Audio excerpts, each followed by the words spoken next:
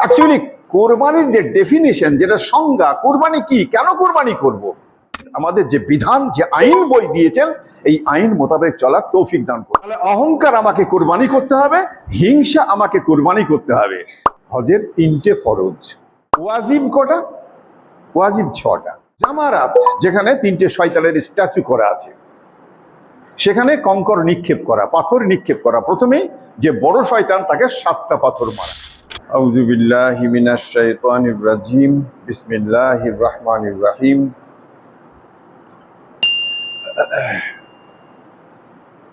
সুবহানাকা লা ইলমা লানা ইল্লা মা আল্লামতানা ইন্নাকা আনতাল আলিমুল হাকিম।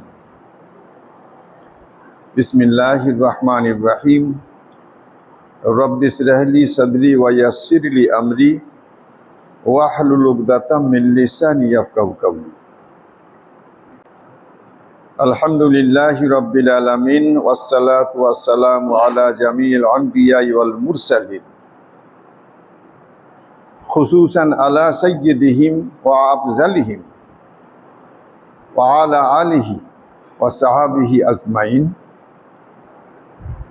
আলহামদুলিল্লাহি কাফা ওয়া সালামুন আলা ইবাদিহিল্লাযিনা ইসতাফা ফা আম্মা বাদ। প্রশংসা মাত্রই ওই আল্লাহ পাকের জন্য, যে আল্লাহ পাক আজকে পবিত্র জুমার দিনে আমাদের সকলকে তার জুমার ঘরে আসার তৌফিক দিয়েছেন। সে কারণে আল্লাহ পাকের প্রশংসা কীর্তন করি, বলে আলহামদুলিল্লাহ। তাজেদারে মাদিনা আতুল আলে আমিনা সাইয়্যিদুল আউয়ালিন ওয়াল আখিরিন ইমামুল আম্বিয়া হযরতে মুহাম্মদ সাল্লাল্লাহু আলাইহি ওয়াসাল্লাম, তার শানে হাজারো হাজার কোটি কোটি দরুদ শান্তির দ্বারা বর্ষিত হোক, বলি আল্লাহুম্মা আমিন। আজকে জিলহজ মাসের আমাদের এখানে 7 তারিখ। বাংলাদেশ, পাকিস্তান, ইন্ডিয়া, এদিকে ব্রহ্মদেশ, এদের 7 তারিখ। কিন্তু ভারতবর্ষ পার হলেই ওদিকে সব 8 তারিখ। একটা তারিখের সঙ্গে আমাদের গোলমাল আছে।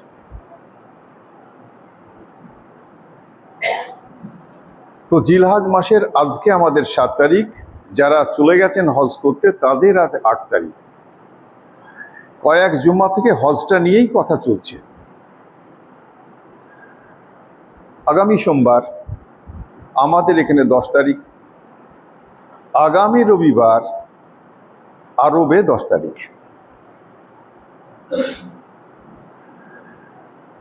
আর এই হজের যে গুরুত্বপূর্ণ বিষয় যেটা, সেটা হচ্ছে জিলহজ মাসের 9 তারিখ। 9 তারিখে আরাফাতে অবস্থান করতে হয়। মাগরিব ওয়াক্ত আসার সাথে সাথেই নামাজ না পড়েই ওখান থেকে বেরিয়ে আসতে হয়। আর মুজদালিফাতে এসে আজান হেঁকে মাগরিব এবং এশার নামাজ একসাথে পড়তে হয়।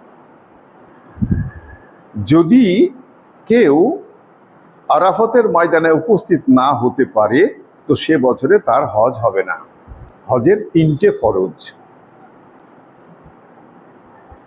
3টে ফরজের মধ্যে একটা হচ্ছে নিয়ত সহ এহরাম বাঁধা।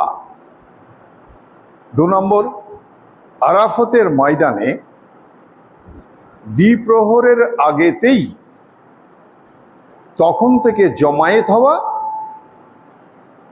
জোহরের আসরের নামাজ, জোহরের আজান দিয়ে একসাথে 2 ওয়াক্তের নামাজ পড়ে নিয়ে আল্লাহর কাছে দোয়াতে কান্না কাটিতে বসে যাওয়া। এমন কোনো মানুষ নাই আরাফাতের ময়দানে, যতই তার দিল শক্ত হোক, কিন্তু আরাফাতে কাঁদবে না, এরকম কোনো মানুষ নাই। এটা একটা আল্লাহ পাকের গায়বী মদদ। যদি না কাঁদবে, চোখের পানি না বের হবে, তো আল্লাহ পাক মাফ করবেন কেন? সে কারণেই তো বলা হয়েছে যে যখন সে আরাফাতের ময়দান থেকে সন্ধ্যাবেলায় বের হলো, তো সে আরাফাত থেকে বের হলো না, সে যেন মায়ের পেট থেকে নতুন করে মাটিতে ভূমিষ্ঠ হলো। মায়ের পেট থেকে ভূমিষ্ঠ হওয়ার সাথে সাথে তার যেমন গোনা থাকে না, আরাফাতের ময়দান থেকে বেরিয়ে আসলো তার কোনো গোনা থাকবে না। সে কারণে শরীয়তের বিধান হচ্ছে যে আরাফাতের ময়দান থেকে বেরিয়ে এসে তোমরা যেন খবরদার গোনা মাফ করে দাও, গোনা মাফ করে দাও করে আর দোয়া করো না। গোনা তো মাফ হয়ে গিয়েছে, আর গোনা তোমাদের একটাও নেই। এখন ভবিষ্যতে আমি ভালো হয়ে কি করে চলবো, আল্লাহ তুমি সেই হেদায়েত দাও, তুমি শুধু এই দোয়াটুকু করো। আর একটা কি না, এই কর্মগুলো শেষ করে আল্লাহর ঘর কাবাকে এসে তাওয়াফ করা, এই তিনটে ফরজ। এই তিনটে ফরজের মধ্যে একটা যদি ছুটে যায় তো সে বছরে তার আর হজ হবে না। ওয়াজিব কটা?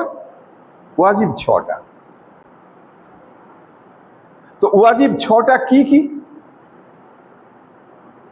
মিনাতে প্রথমে অবস্থান, 3 দিন ওখানে থাকতে হবে, কাজ সব সম্পন্ন ওখানে থেকেই করতে হবে, এটা সুন্নাত। কারণ আল্লাহ নবী সাল্লাল্লাহু আলাইহি ওয়াসাল্লাম মিনাতে থেকে হজের সমস্ত কাজ করতেন, সে কারণে মিনাতে অবস্থান করাটা সুন্নাত। তো সুন্নাত থেকে প্রথমেই চলে গেলাম ফরজ আদায় করতে। কোথায়? আরাফাতে। আরাফাত থেকে বেরিয়ে সন্ধ্যাবেলায় বেরিয়ে আসলাম কোথায়? মুজদালিফা। ডিফারেন্স কত রাস্তার? 8 থেকে 10 কিলোমিটারের মধ্যে। মূল সময় কোনটুকু? সুবহে সাদেকের পর থেকে সূর্য উদয়ের আগে পর্যন্ত এই টাইমটুকু মুজদালিফায় আমাকে থাকতে হবে। কিন্তু যেহেতু আরাফাত থেকে সন্ধ্যাবেলায় বেরিয়ে আসছি, তাহলে অবস্থান কোথায় করতে হবে? মুজদালিফাতেই করতে হবে। আর ওখানে ওই শয়তানকে পাথর মারার জন্য পাথরটাকে আমাকে বেছে নিতে হবে, কুড়িয়ে নিতে হবে। ছোলার থেকে একটু মোটা হোক, বড় মোটা না হয়, আবার ছোলার থেকে সরুও যেন না হয়, মারতে হবে শয়তানকে পাথর। তো প্রথম ওয়াজিব হচ্ছে মুজদালিফায় অবস্থান করা।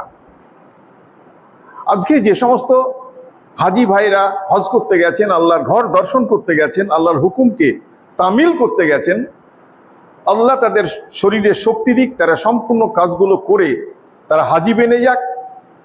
হজ আল্লাহ পাক তাদের কবুল করুন বলে আল্লাহুম্মা আমিন। তো আজকের রাতেই কিন্তু তারা সব রওনা দেবে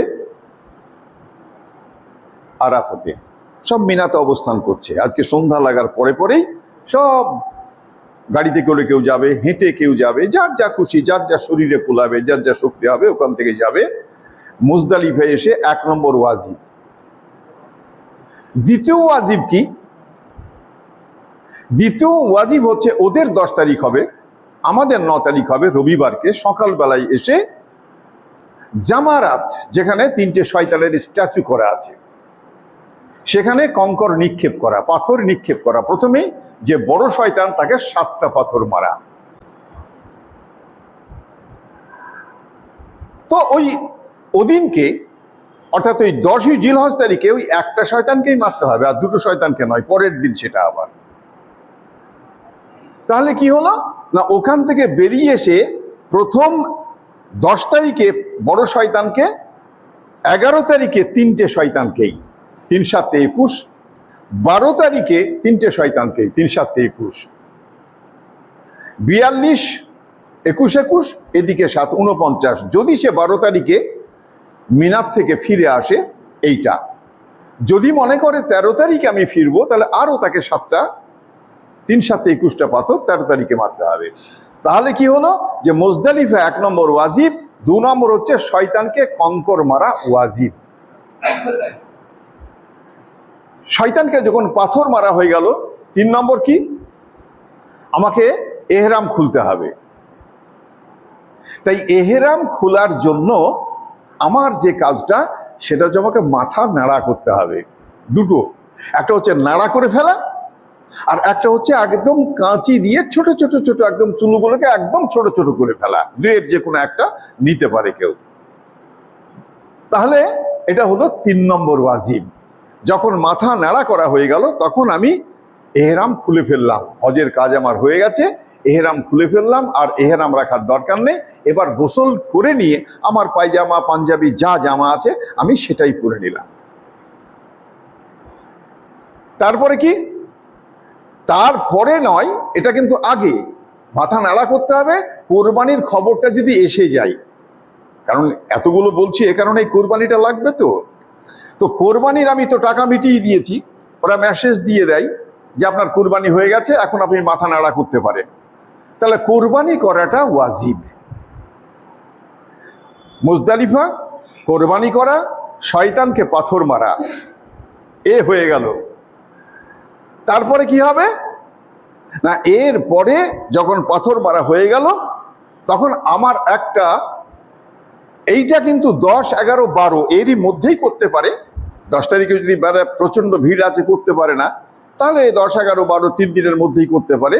আল্লাহর ঘর কাবাকে এসে তাওয়াফ করা, এটা হচ্ছে ফরজ।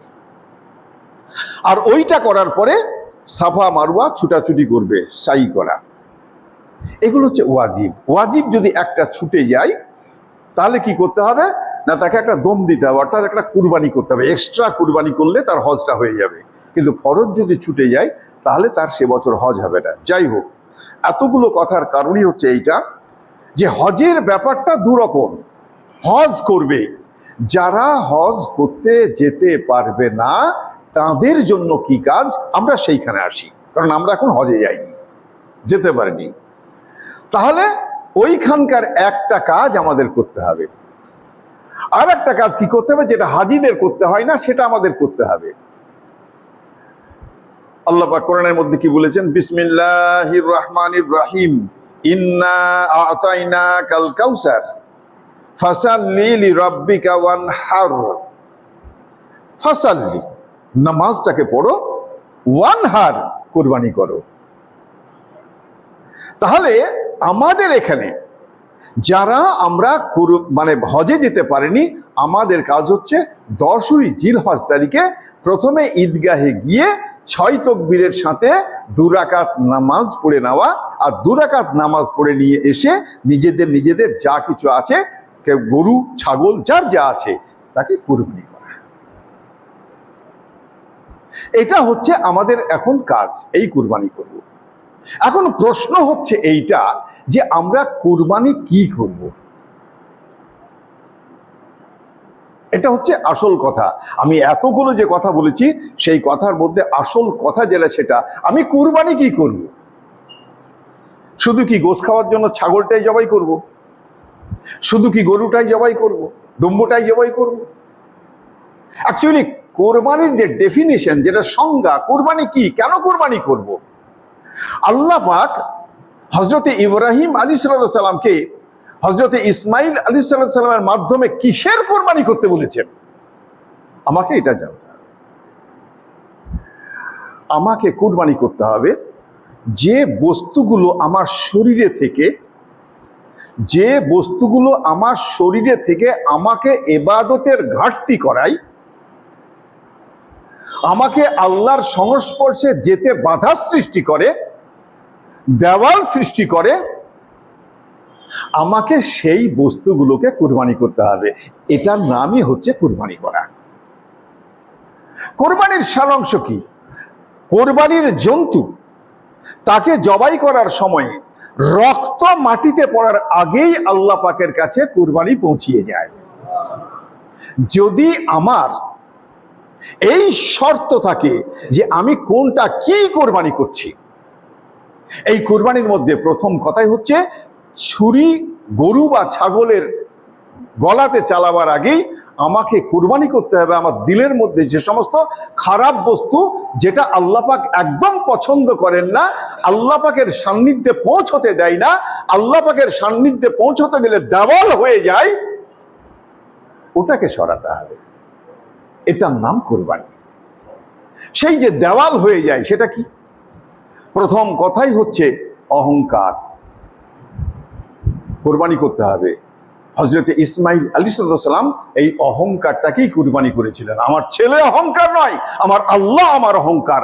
আল্লাহ বলেছে কুরবানি করতে ছেলেকে, আমি নিশ্চয়ই ছেলেকে কুরবানি করব, আমার অহংকার থাকবে না, অহংকার আমার আল্লাহ, অহংকার আমার ছেলে নয় বলে আল্লাহ পাকের নবী হজরতে ইব্রাহিম আলাইহিসসালাম মিনাতে নিয়ে গিয়ে তাকে কুরবানি করতে গিয়েছিলেন, হজরতে ইসমাইল আলাইহিসসালামকে। আমি গত জুমাতে সেটা বলেছিলাম, আল্লাহ পাক তার যে অহংকার সেটা ত্যাগ করে তার ছেলেকে কুরবানি করতে গেছে, আল্লাহ পাক খুশি হয়েছে। আর হযরতে জিবরাইল আলাইহিস সালাম ডেকে বললেন, যাও জান্নাত থেকে দুম্বা নিয়ে যাও আর ওকে সরিয়ে দাও ইসমাইলকে, আর সেখানে পেতে দাও, যেন জানতে না পারে ইব্রাহিম, আর কুরবানি হয়ে যাবে। আর কুরবানি যখন হয়ে গেল, উঠে দেখছি না কুরবানিতে আমার তো ছেলে হয়নি, ছেলে তো পাশে দাঁড়িয়ে আছে, আর কুরবানি কি হয়েছে? দুম্বা। কি সুবহানাল্লাহ বলুন। তাহলে প্রথম কথা হচ্ছে আমার অহংকার, একে কুরবানি করতে হবে। নাম্বার 2, হিংসা। এমন জিনিস আমরা প্রত্যেকটি মানুষই পুষে রাখি, যার মধ্যে শয়তান বিরাজ করে। হিংসা কে করেছিল? কার করেছিল? আছে না? ওয়াইজ কুলনা লিল মালাইকাতি ইসজুদু লিআদামা ফাসাজাদু ইল্লা ইবলিস। অহংকার পুষে রেখেছিল শয়তান।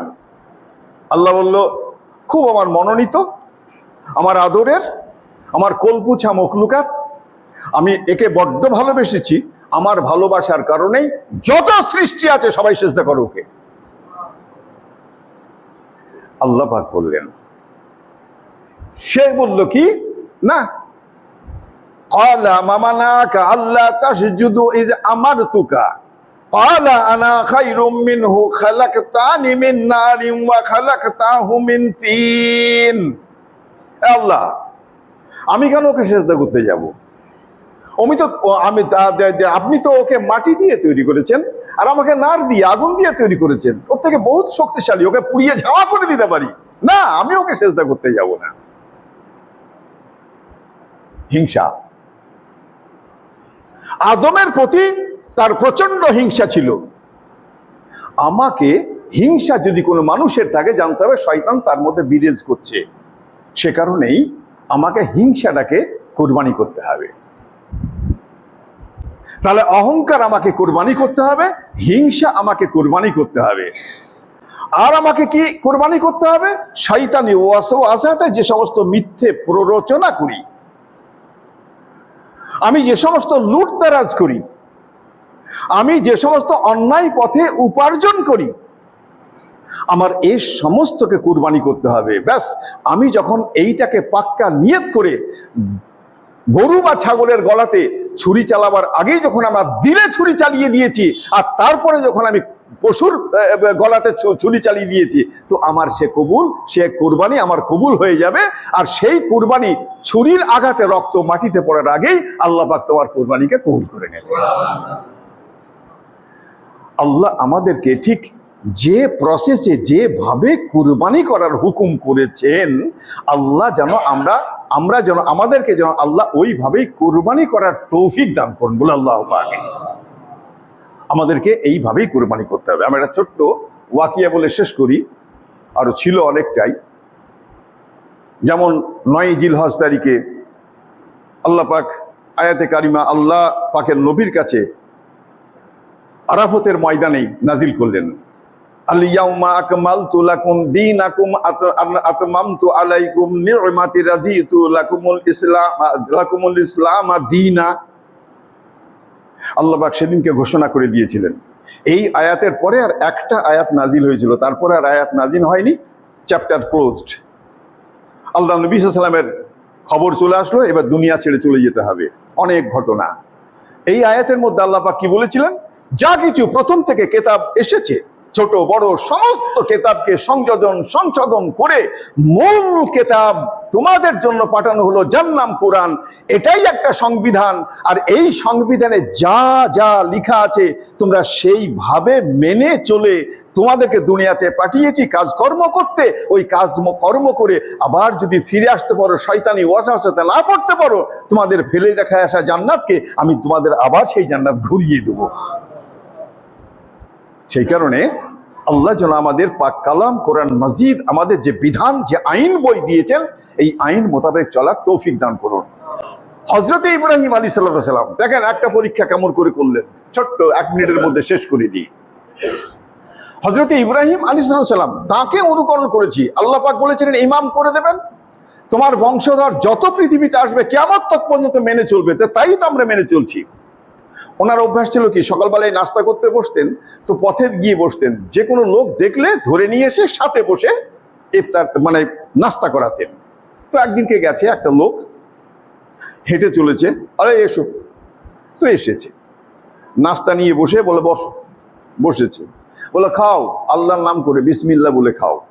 সে লোকটি বলছে কেন আমি বিসমিল্লাহ বলতে যাব কেন, আমি বলতে পারলে ইব্রাহিম বলে খেতে পারি, তোমার নাম নিয়ে খেতে পারি, তুমি আমাকে খাওয়াচ্ছ কাজে কাজে আমি খেতে পারি, আমি তোমার ওই বিসমিল্লাহ আল্লাহর নাম নিতে পারবো না। আল্লাহ কে কে আমি তাকে চিনিও না জানিও না, কাজে কাজে তার নাম নিয়ে আমার লাভ নেই। হযরত ইব্রাহিম আলাইহিস সালাম অত্যন্ত রেগে গেছেন, এমন ধমক দিয়েছেন আর খাবার থেকে তুলে দিয়ে গদ্দরে দিয়ে তাড়িয়ে দিয়েছেন। ও যেমনি বেরিয়ে গেছে, এটা একটা কোরআনের আয়াত আছে, সেটা ব্যাখ্যা করতে গেলে অনেক সময় লাগবে।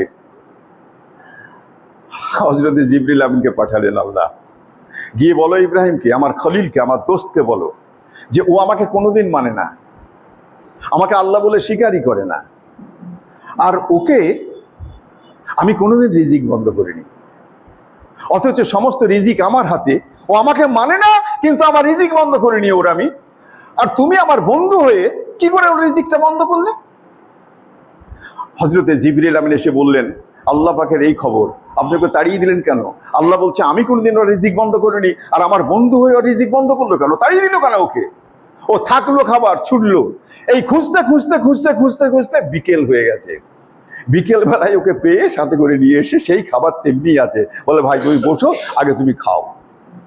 ও লোকটি বলছে যে তখন তুমি আমাকে গদ্দনি দিয়ে তাড়িয়ে দিলে, আর এখন আবার খাওয়ার জন্য হাতে ধরছ, এর ব্যাখ্যা দাও, তা নাহলে আমি খাবো না। হযরত ইব্রাহিম আলাইহিস সালাম বললেন ভাই শোনো, আমি প্রচন্ড, তুমি আল্লাহকে মানোনি, সেই কারণে আমি প্রচন্ড রেগে গিয়ে তোমাকে ধাক্কা দিয়ে, গলা ধাক্কা দিয়ে তাড়িয়ে দিয়েছিলাম, খেতে দিইনি। ওই আল্লাহ আমাকে খবর পাঠালো আমার ফেরেশতা, আল্লাহর ফেরেশতাকে দিয়ে যে হে আমার বন্ধু, হে আমার খলিল, আমাকেও কোনোদিন মানে না, আমি ওর খাবার বন্ধ করিনি, রিজিক বন্ধ করিনি, আর আমার বন্ধু হয়ে আমাকে মাননেওয়ালা মানুষ হয়ে তুমি ওর খোরাকটা কি করে বন্ধ করলে? আমি সেই কারণে না খেয়ে এই সারা দিন খুঁজতে খুঁজতে তোমাকে বিকেল হয়েছে পেতে, আমি তোমাকে এখন পেয়েছি, তুমি আল্লাহর হুকুম বলার দরকার নেই, তুমি এখন খাও। বললে তুমি নবী সত্য, তোমার আল্লাহ সত্য, আসমান সত্য, চন্দ্র তারা উঠছে, এই সবই সত্য, কাজে কাজেই আল্লাহ পাক যে রিজিক মাপাই এটাও সত্য। হে ইব্রাহিম তুমি আমাকে মুসলমান বানিয়ে নাও, তারপর আমি খাচ্ছি। আমার এই কথাটা বলার উদ্দেশ্য এইটাই যে রাগ অহংকার একে কুরবানি করো, আল্লাহ শিক্ষা দিয়েছে, আর সে কারণে তোমার যদি রাগকে মাটি করতে পারো, অহংকারকে মাটি করতে পারো, তোমার বন্ধু তোমার শত্রু তোমার বন্ধু হয়ে যাবে। যে রাগ অহংকার একে কুরবানি করো, আল্লাহ শিক্ষা দিয়েছে, আর সে কারণে তোমার যদি রাগকে মাটি করতে পারো, অহংকারকে মাটি করতে পারো, তোমার বন্ধু তোমার শত্রু তোমার বন্ধু হয়ে যাবে। আল্লাহ পাক আমাদের সকলকে এই কোরবানির যে সমস্ত মাসলা মাসাইল, যে আইন কানুন, কোরআনের ব্যাখ্যা, এটাকে এখন ক্লোজ করব, আগামী জুম্মা থেকে অন্য চ্যাপ্টার চলবে। আল্লাহ পাক আমাদের সকলকে এই মানার তৌফিক দান করুন, আর এই সুন্দরভাবে আমাদেরকে আল্লাহ পাক চলার তৌফিক এনায়েত করুন, আল্লাহুম্মা আমিন।